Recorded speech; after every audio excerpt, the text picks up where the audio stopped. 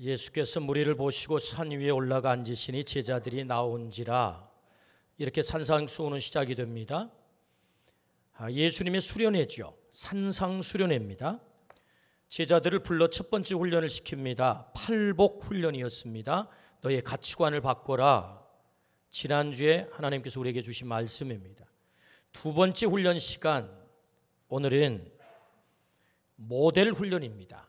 우리 주님께서는 단도직입적으로 그 제자들에게 너희는 세상의 소금이야, 너희는 세상의 빛이야 라고 모델을 제시하세요.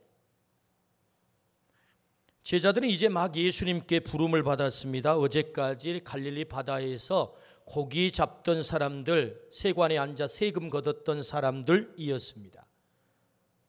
세상 누구도 제자들에게 그들이 바닷가에서 고기를 잡을 때, 세관에 세금을 거둘 때 너는 세상의 소금이야, 너는 세상의 빛이야 라고 말한 사람이 없었어요.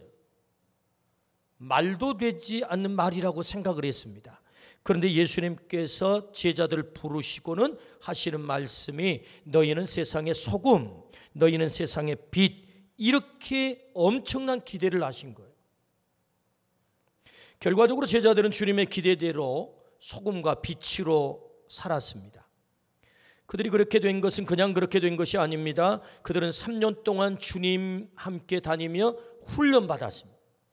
수련회를 한 거죠. 때로 주님께 책망도 들었습니다. 넘어지기도 했습니다. 실패하기도 했습니다. 주님은 그들을 소금과 빛으로 살아가도록 끝까지 포기하지 않은 거예요. 그래서 마침내 그들을 소금과 빛으로 살도록 만들었습니다.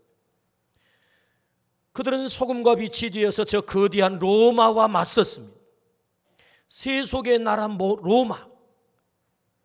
놀랍죠? 이 제자들은 정말로 약한 자들이었습니다. 보잘것없었습니다. 그런데 저 거대한 세속의 나라 로마와 맞섰을 때 로마가 변화된 것입니다. 로마가 무릎을 꿇은 것입니다. 오늘 우리가 하나님을 믿고 예수를 믿어 구원을 얻게 된 것, 하나님의 자녀가 된 것도 전적으로 그들이 모델로 살았기 때문입니다. 그들이 모델이 되어서 우리 가운데 소금으로 빛으로 왔기 때문에 우리가 예수님을 믿게 된 거죠. 구원을 받게 된 거죠. 주님은 제자들을 부르셨듯 오늘 또 우리를 부르십니다. 주님은 우리가 세상 속에서 주님의 모델이 되기를 원하십니다. 오늘 말씀을 통해서 세상을 변화시키는 바로 주님이 기대하시는 그 모델 되기를 주의 이름으로 축원합니다. 그렇다면 우리는 어떤 모델로 살아야 됩니까? 너는 소금 모델로 살라, 이렇게 말씀을 하세요. 소금 모델. 오늘 13절 본문 말씀 우리 같이 한번 읽어보실까요? 너희는 세상의 소금이니 소금이 만일 그 맛을 잃으면 무엇으로 짜게 하리요? 후에는 아무 쓸데없어 다만 밖에 버려져 사람에게 밟힐 뿐이니라. 아멘. 주님은 왜 하고 많은 것들 가운데 소금이라고 말씀하셨을까요? 너희는 돌이니 반석으로 살라. 너희들은 황금이니 가장 가치 있게 살라. 그렇게 말할 수도 있었겠잖아요. 근데 왜 하필이면 소금일까? 주님은 이 세상이 어떤 세상인 것을 너무너무 잘 아셨습니다. 이 세상은 죄로 말미암아 날마다 부패해 간다는 것을 너무 잘 아신 거예요. 그 부패함으로 이 땅의 모든 생명이 사망의 그늘 아래 신음하고 있다는 것을 너무너무 잘 알았어요. 때문에 주님은 죄로 말미암아 부패한 세상을 건지러 이 땅에 오셨습니다.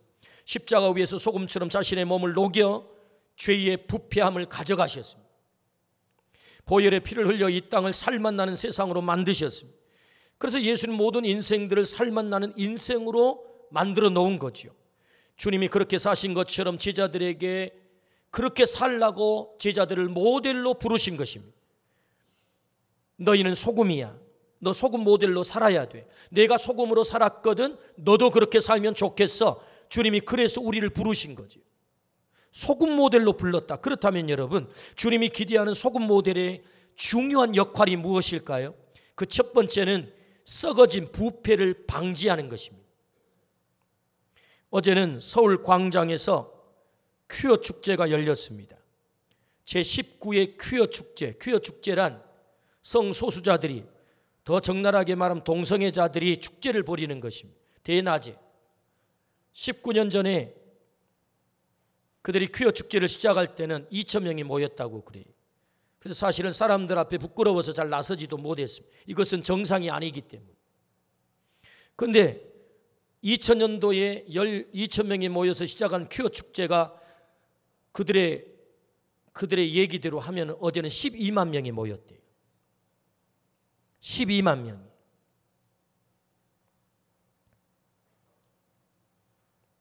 우리나라 에이즈 감염자가 연간 1,000명이 넘어섰습니다. 그래서 현재 누적 에이즈 환자들이 10,000명이 넘었어요. 그래서 세계 보건기구에서는 우리나라가 에이즈 감염 위험 국가로 지정을 했습니다. 통계를 내봤더니 왜 젊은 사람들 20대, 30대, 심지어는 10대들이 에이즈 감염이 늘어나고 있습니다. 왜 이렇게 늘어나지? 왜 이 10대, 20대, 30대 아이들이 집중적으로 에이즈 감염자가 늘어나는가 봤더니 여성에 비해서 남성이 17배가 높아요. 에이즈 감염이. 그래서 추적을 해봤더니 남성 간의 성접촉을 통해 가지고 에이즈 감염이 일어나요. 93%가. 태국을 방문했을 때 에이즈 환자 요양시설을 방문했습니다. 듣기로는 태국에는 무려 100만 명의 에이즈 환자들이 있대요. 기하급수적으로 늘었다는 것입니다. 근데 그 에이즈 환자를 앞에 놓고 기도를 하는데 마음이 너무너무 아팠어요. 너무너무 그들이 불쌍해 보였고 가련해 보였어요. 그들의 인생의 마지막이 너무 안타까웠어요. 디모데후서 3장 3절부터 4절 말씀에 말세에 고통한 때가 이른다. 그래서 말세의 특징을 이렇게 말씀을 하세요. 우리 같이 한번 읽어보시겠습니까? 무정하며 원통함을 풀지 아니하며 모함하며 절제하지 못하며 사나우며 선한 것을 좋아하지 아니하며 배신하며 조급하며 자만하며 쾌락을 사랑하기를 하나님 사랑하는 것보다 더하며, 쾌락이 하나님의 자리를 차지하고 있는 것입니다. 마지막 때 특징인 거예요. 진리가 중요하지 않아요. 하나님이 중요하지 않아요. 내 감정이 중요해요. 내 선택이 중요한 것입니다. 내 기준이 중요한 세상이 됐어요. 그래서 쾌락을 위해서 모든 것을 던집니다. 마지막 때 특징이라는 거죠. 이 세상은 날로 죄로 부패해져 갑니다. 그저 단적인 몇 가지 예를 들었을 뿐이지만 이 세상이 날로 죄로 오염되어 갑니다. 너무나도 안타까운 일이지요. 주님이 우리를 소금 모델로 부르신 이유는 이 세상이 죄로 말미암아 날마다 부패해 가기 때문에 네가 소금 모델로 살아야 되겠다. 그 부패해 가는 세상을 네가 좀 정화시키면 좋겠어. 주님의 거룩한 뜻인 줄로 믿습니다. 지구는 인간들이 살아가면서 엄청난 오염물질을 배출을 합니다. 배출되는 오염물질은 지구를 부패시키고도 남을 만큼 충분한 양입니다. 그럼에도 불구하고 지구가 썩지 않고 생명을 유지하고 있습니다. 그것은 전적으로 바다 때문입니다. 바다는 지구 표면의 71%를 차지합니다. 표면을 많이 차지해서 커 보이지만 사실 지구 전체 부피에 비하면 0.1%밖에 되지 않습니다. 바다가. 그런데 그 0.1%의 바다가 지구를 살리고 있다는 거예요. 지구를 정화시키고 있다는 거예요. 그렇다면 여러분, 이 바다에는 도대체 뭐가 있는 거지요? 우리가 알고 있는 대로 바다에는 3%의 소금이 있는 것입니다.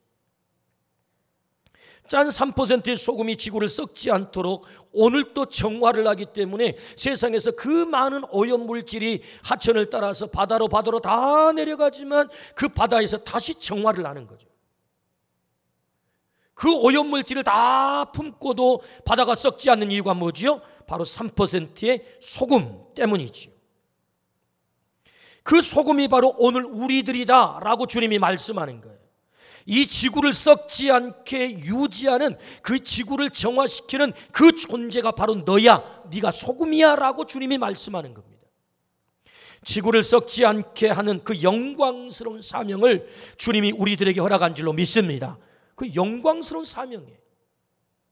소금의 역할이 뭐지요? 썩는 것을 방지하고 그리고 정화시키는 일을 한다. 왜 우리를 주님께서 소금으로 부르셨어요? 부패해가는 이 세상을 네가 좀 정화시키면 좋겠어. 오늘 우리가 그 사명을 감당하기를 주의 이름으로 축원합니다. 두 번째 소금의 역할은요, 맛을 내는 삶의 역할입니다. 소금의 위대함은 소금 자체로 존재할 때가 아닙니다. 자신의 형태를 고집하면 맛을 낼 수가 없죠. 반드시 녹아져서 스며들어야 합니다. 스며들면 음식이 위대한 맛을 냅니다. 맛을 내기 위해서는 소금이 자신의 각진 모습을 포기해야 돼요. 여러분, 소금의 입자를 보셨습니까? 직사면체죠. 정육면체 혹은 직육면체. 깨뜨려도 계속 그렇게 부셔져요. 소금이. 자신의 형태를 고집하면 녹아질 수 없습니다. 맛을 낼 수 없습니다. 반드시 녹아 스며들어야 맛을 냅니다. 남는 것은 배추, 무, 그리고 요리 형태만 남을 거예요. 소금의 존재는 다 흔적도 없이 사라집니다. 그러면 그 존재가 없어진 것입니까? 아닙니다. 사실은 배추 머리끝부터 발끝까지 소금으로 덮여 있는 거죠. 소금과 배추가 하나가 되어 있는 거예요. 그래서 배추가 맛을 내는 것 아닙니까? 그러므로 아프지만 맛을 내기 위해서는 반드시 소금이 녹아야만 합니다. 맛을 내기 위해서는 반드시 녹아 사라져야 된다. 주님이 너희는 세상의 소금이라고 말씀하시면 너를 녹여 맛을 내는 삶을 살라라는 말씀입니다. 나를 녹여 스며들면 거기 맛이 나는 거죠. 빌레몬서에는 오네시모라는 인물이 등장을 합니다. 오네시모는 빌레몬의 집에서 도망친 노예입니다. 당시 노예가 도망치면 사형을 시킵니다. 여러분, 이 사형을 당해야 되는 이 노예, 걸리면 죽어요. 여러분, 얼마나 두렵겠어요? 얼마나 불안하겠어요? 사람이 오면은 저 인간이 나를 잡으러 왔나? 늘 이렇게 두려울 것 아니에요. 늘 쫓기는 신세로 살아갑니다. 정말 그 인생이 얼마나 가련하고 팍팍하겠습니까? 그런데 놀랍게도 빌레몬서 1장에서는 바울 사도가 이 오네시모를 자랑하고 있어요. 그는 내 자랑이다. 전에는 네게 무익하였으나 그러나 이제는 너와 나에게 유익한 존재가 되었다. 그는 더 이상 이제는 종이 아닌 나의 사랑하는 형제, 내 곁에 두고 싶어 라고 오네시모를 그렇게 자랑을 해요. 누가요? 바울 사도가. 어떻게 사형수 될 수밖에 없는 이 오네시모가 삶이 이렇게 바뀐 것입니까? 바울 사도의 자랑거리가 된 것입니까? 그것은 바울 사도가 이 오네시모를 품었어요. 사형수 될 수밖에 없는 오네시모를 품고 바울 사도가 예수 그리스도의 인격으로 그를 녹여낸 것입니다. 바울 사도가 그를 품었어요. 그가 녹아져 오네시모 속에 들어간 거죠. 그래서 오네시모는 바울 사도를 통해서 삶이 완전히 바뀌게 된 것입니다. 이것을 바울 사도는 이렇게 표현을 합니다. 갈라디아서 4장 19절 같이 한번 읽어보실까요? 시작. 나의 자녀들아, 너희 속에 그리스도의 형상을 이루기까지 다시 너희를 위하여 해산하는 수고를 하나니. 할렐루야. 바울 사도는 날마다 해산하는 수고를 한다. 만나는 인생을 만들어내려고 바울 사도가 죽는다는 것 아닙니까? 바울 사도의 해산의 수고가 결국 오네시모의 인생을 바꾸어 만나는 인생이 되게 만들었다. 할렐루야. 그렇습니다. 소금의 역할은, 중요한 역할은 맛을 내는 거예요. 오늘 우리가 녹아 스며져 그 인생이 팍팍하고 가련한 인생이라 할지라도 나를 만나 그 인생이 만나는 인생으로 바뀌는 은혜가 있기를 축복합니다. 아멘. 시인 류시화 씨가 쓴 소금이라는 시가 있습니다. 한번 들어보십시오. 소금이 바다의 상처라는 걸 아는 사람은 많지 않다. 소금이 바다의 아픔이라는 걸 아는 사람은 많지 않다. 세상의 모든 식탁 위에서 흰 눈처럼 소금이 떨어져 내릴 때 그것이 바다의 눈물이라는 걸 아는 사람은 많지 않다. 그 눈물이 있어 이 세상 모든 것이 맛을 낸다는 것을 저는 이 시를 읽으면서요, 이야, 시인의 상상력이 정말 놀랍다. 우리는 바다를 보면 바다가 펄었네, 파도가 치네, 왔다 바다 겁나게 크네, 이거 끝. 그런데 이 시인은 바다를 보면서 소금을 생각을 해요. 소금은 바다의 상처, 소금은 바다의 아픔, 소금은 바다의 눈물, 바다의 눈물인 소금이 음식 위에 흰 눈처럼 떨어질 때 그 음식이 맛을 낸다는 것. 눈물을 흘려야 음식이 맛이 난다는 것 아닙니까? 바다가 눈물을 흘려야 음식이 맛이 난대요. 우리의 사랑하는 자녀들이 맛이 나려면 엄마의 눈물이 필요하다고요. 남편이 맛이 나려면 아내의 눈물이 필요하다고요. 아내가 맛이 나려면 남편의 눈물이 필요하다고. 부모의 눈물이 자녀를 맛을 낸다는 것 아니에요. 하얀 눈처럼 그들 위에 떨어지며, 그러므로 주님이 우리에게 소금이다 라는 말씀이 무슨 말씀이지요? 너희의 자녀 위에 네가 눈물로 떨어지면 좋겠어. 녹아져서. 그러면 너희의 자녀가 맛을 낼 거야. 네가 기도의 눈물로 떨어지면 좋겠어.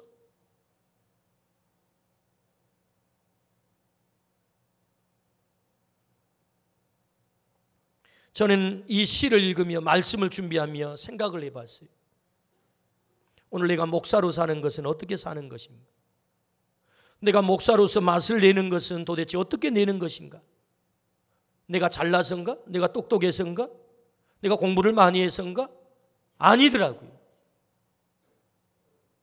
내 어머니가 소금과 같은 눈물을 흘렸어요. 저를 만들려고. 제 아버지가 소금과 같은 눈물을 흘린 거예요. 어느 날 제 아내가 저랑 말다툼을 하고 나서 하는 말이, 여보 나 죽으면 꼭 바로 묻지 말고 속을 좀 열어가지고 속이 어떻게 됐는가 좀 봐. 새카말 거야.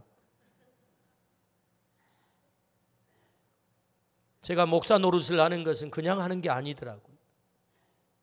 제 아내가 소금처럼 눈물이 돼서, 바다의 눈물, 소금처럼 눈물이 돼서 제가 목사 노릇을 하고 있는 것을 깨달았어요.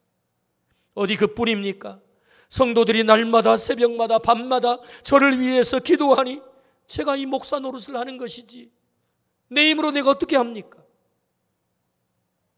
부족한 종을 데려다가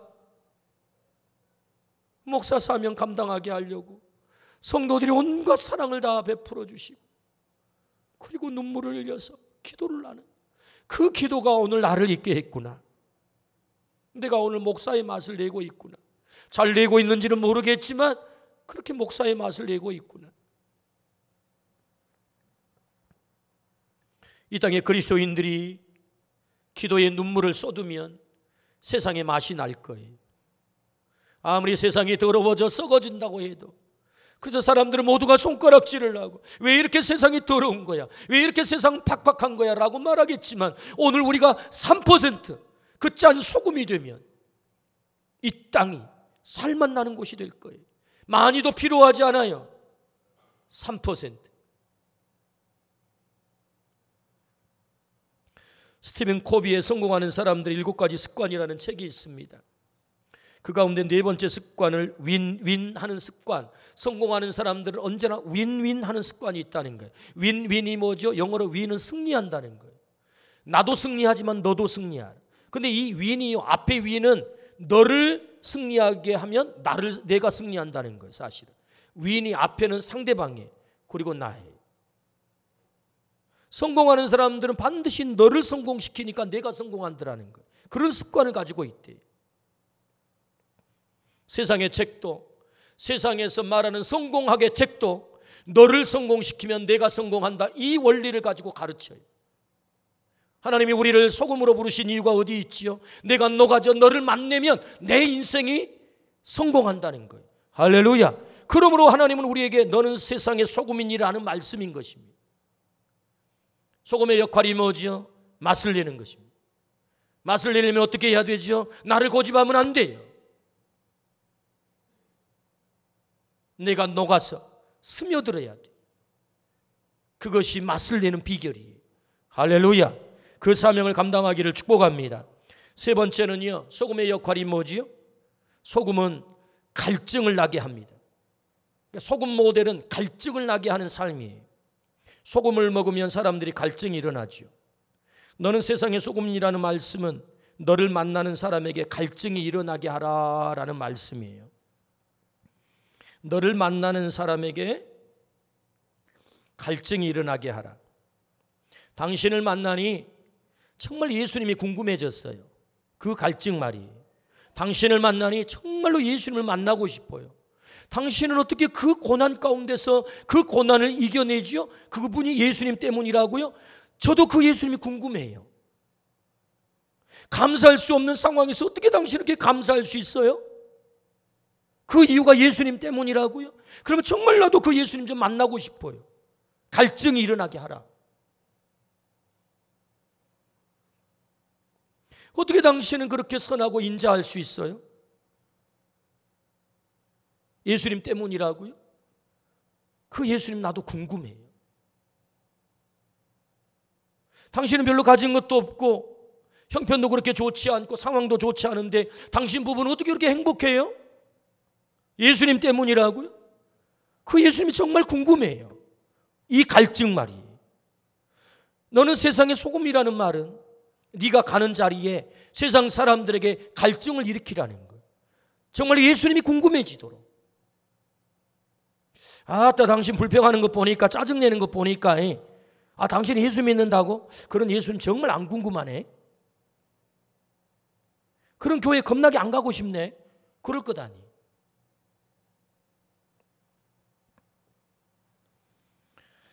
시장에서 장사하는 분이 전도되어 교회를 오셨어요. 어떻게 교회를 오시게 됐어요? 궁금해가지고 여쭈었더니 자신도 시장에서 가게 장사를 하는데 옆에 가게에 방앗간이 있는데 뭐 장사하는 거 비슷하네요. 자기네 장사하는 것하고 옆에 방앗간 장사, 돈 버는 것도 비슷하고 뭐 일하는 것도 비슷하고. 근데 자기네 집은 별로 안 행복한데 이 방앗간 부부는 언제나 행복하잖아요. 행복해. 딱 차이가 나는 게 하나가 있는데, 다른 게 하나가 있는데 이 방앗간 부부는 늘 교회를 가는 교회를. 그래가지고 이분이 궁금해졌어요. 도대체 당신이 다니는 교회는 어떤 교회길래, 물론 형편이 썩 좋아 보이지도 않고 뭐 장사가 더 잘 되는 것도 아닌데 그 행복하냐? 그렇게 부부가 좋게 사냐? 궁금해졌대. 그래가지고 오게 됐다는 거예요. 그 방앗간 그분이 인도를 해가지고 이분이 오시게 된 거예요. 그래서 이분이 와가지고 전도가 되어서 예수님을 믿게 되고 세례를 받고 집사님이 되셨어요.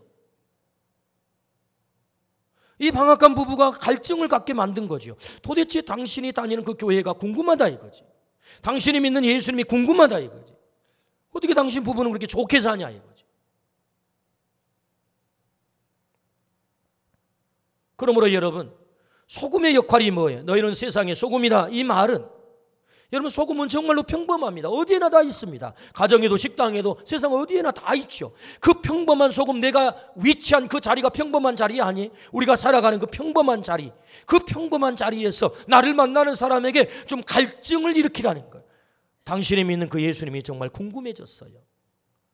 나도 믿고 싶어요. 그 사명을 감당하기를 축복합니다. 소금 모델이 감당해야 될 역할이에요. 소금 모델이 감당해야 될 역할이다. 그렇다면 여러분, 우리는 어떻게 이 소금 모델로 살아갈 수 있을까요? 듣고 보니까 정말로 그런 모델로 내가 살고 싶어요. 썩어져가는 세상을 썩지 않도록, 맛없는 세상을 맛난 세상으로, 맛난 인생으로 만들어 놓고, 그리고 내가 믿는 그 예수님이 궁금해지도록 좀 갈증을 갖게 만드는 소금의 삶, 소금 모델, 어떻게 살 수 있나요? 오늘 다시 13절 말씀을 한번 보겠습니다. 13절 시작. 너희는 세상의 소금이니 소금이 만일 그 맛을 잃으면 무엇으로 짜게 하리요? 후에는 아무 쓸데없어 다만 밖에 버려져 사람에게 밟힐 뿐이니라. 아멘. 첫 번째는요, 너의 정체성을 자각하라, 그렇게 말씀하세요. 여러분, 오늘 주님이 말씀할 때 너 소금이 좀 될래? 이렇게 말하지 않았으면 주목하세요. 너는 세상의 소금이니예요. 그냥 선언하는 거예요. 너는 이미 소금이야. 여러분, 예수님의 제자들이 지금 긴 시간 동안 예수님의 말씀을 듣고 훈련받았나요? 아닙니다. 사장에 부름 받자마자 산 위에 올라가가지고 첫 번째 말씀을 듣는 시간인데, 예수님께 부름을 받는 순간 너는 훈련을 됐든 훈련이 됐지 않든 너는 소금이야 라는 말씀이에요. 우리가 예수님께 부름을 받는 순간 우리는 소금인 줄로 믿습니다. 잊지 마세요. 나의 정체성을 자각하라는 거예요. 앞으로 소금이 되는 게 아닙니다. 이미 소금이에요. 소금의 정체성을 자각하고 살면 되는 거예요. 어떻게 내가 소금으로 살 수 있습니까? 너 존재가 소금이야. 이미 소금이야. 너무너무 귀한 소금이야. 옛날 페르시아의 한 임금이 사랑하는 세 공주에게 너희들은 나를 진심으로 사랑하느냐라고 물었어요. 그때 첫째 딸이 아버지, 저는 아버지를 세상의 모든 황금보다 더 사랑해요. 세상에 아버지가 그 얘기를 듣고 입이 막 이렇게 걸렸어요. 그런 딸이 있으면 참 좋을 것 같아요. 그래가지고 막 둘째 딸이 와가지고 경쟁이나 가듯이 아버지, 저는요 세상의 모든 다이아몬드보다 더 사랑해요. 막 입이 더 걸렸습니다. 너무너무 기분이 좋아요. 셋째 딸이 와가지고 아버지, 저는 아버지를 소금처럼 사랑합니다. 그랬더니 아버지 얼굴 안색이 딱 바뀌어버렸어요. 뭐라고? 별로 감동을 안 해요. 기분이 나빠졌어요. 아니 무슨 황금보다 더 사랑한다고, 다이아몬드보다 더 사랑한다고 이런 고백을 해야지. 소금처럼. 이 모습을 요리사가 곁에서 지켜보고 있다가 그 다음 날 임금님께 이 요리사가 음식을 해가지고 진상을 했어요. 그런데 이 음식상을 받아든 임금님께서 노발대발하는 거예요. 아니 이따 이 음식을 누가 감히 만들어서 올렸느냐. 그놈을 당장 잡아오느라. 이 요리사가 잡혀왔어요. 임금님 앞에 머리를 조아렸어요. 너는 이놈아, 이것이 음식이라고 이 맹탕 음식을 만들어 왔느냐. 먹어봤더니 소금이 하나도 안 들어가지고 맛이 하나도 없는 거예요. 그래가지고 이놈아, 이것이 음식이라고 만들어 올렸느냐. 임금님, 어제 셋째 따님 공주님께서 임금님에게 고백하신 사랑의 고백을 기억하시는지요? 뭐라고 했는데 셋째 공주님께서 말씀하시기를 저는 아버지를 소금처럼 사랑합니다 라고 말씀을 드렸습니다. 근데 임금님의 안색이 바뀌었습니다. 기분이 나빠졌습니다. 그래서 오늘 제가 그렇게 기분 나쁘게 만든 소금을 다 뺐습니다. 그때서야 무릎을 꿇은 임금께서 소금이 이렇게 중요하단 말이냐, 소금이 이렇게 귀하단 말이냐, 이 소금의 귀함을 알았다는 거예요. 주님은 우리에게 말씀하세요. 너는 세상의 소금이야.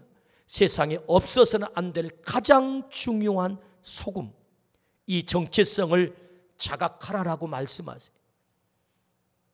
세상에 소금이 많기 때문에 귀하지 않는 것이 아닙니다. 여러분, 정말로 귀한 것은 하나님께서 가장 많이, 가장 흔하게 주셨다는 사실 아시나요? 여러분, 공기가 우리 생명에 얼마나 소중합니까?